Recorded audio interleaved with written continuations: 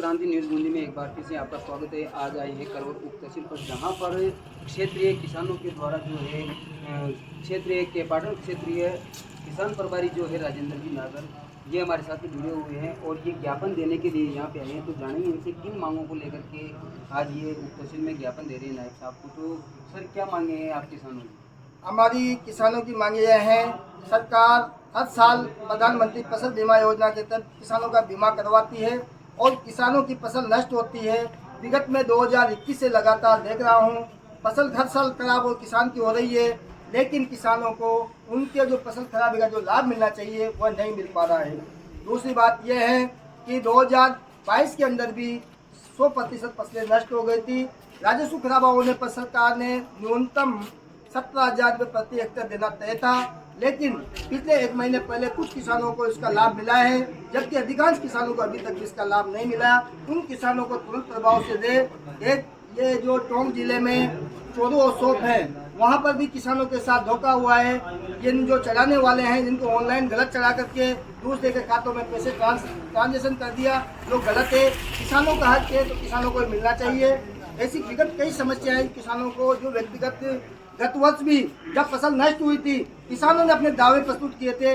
Company के farm Deoli पड़े हुए हैं टोंक जिले में, उन फार्मों का निस्तारण नहीं हो रहा। ऐसे फार्मों का निस्तारण नहीं होगा तो किसानों को बीमा कहाँ से मिलेगा?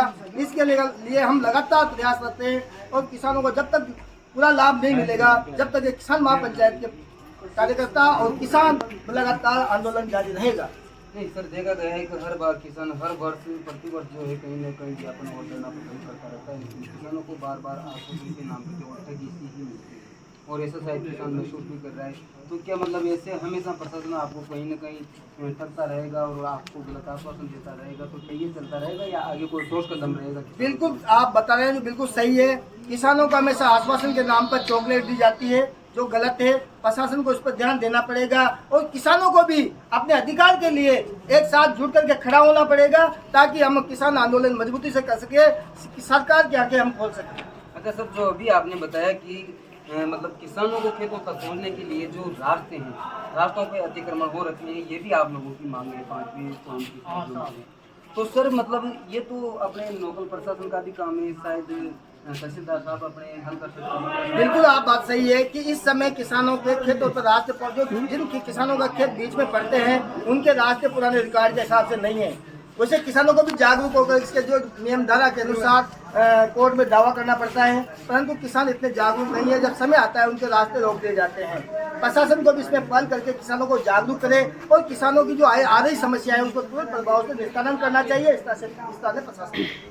आप देख रहे हैं राजेंद्र जी हमारे साथ में जुड़े हुए थे, यहाँ के क्षेत्रीय किसान हैं और किसानों की 5 सूत्रीय मांगे हैं, जिनको लेकर के आज नायब साहब को ज्ञापन सौंप रहे हैं राजस्थान सरकार के नाम। ठीक है सर, और इनका कहना है कि अगर हमारी जो ये समस्या है इनका निस्तारण पूर्ण रूप से नहीं होता है और हमारी सुनवाई नहीं होती है तो हम आगे भारी आंदोलन करेंगे। किसानों ने ज्ञापन दिया है, इसमें तीसरे नंबर का पॉइंट है कि मतलब बरसाती सीजन चालू हो गया है और किसान बुआई के लिए तैयार है, लेकिन मतलब आम जो रास्ते हैं, किसानी रास्ते, वो खराब और अतिक्रमण में अवरुद्ध होकर के वैसे ही पड़े हैं। तो मतलब ये तो प्रशासनिक काम है, शायद आपसे भी हो जाए। आज जहाँ भी रास्ते अवरुद्ध कर दिए लोगों ने, तो उनको बाल करवाएंगे, बाल कराइए। ये तो मतलब इनकी कंप्लेंट पे कार्रवाई होगी। हाँ, जो ये रेगुलेशन आएगी कार्रवाई की, उसको बताने को करके बात करवाएंगे। ठीक।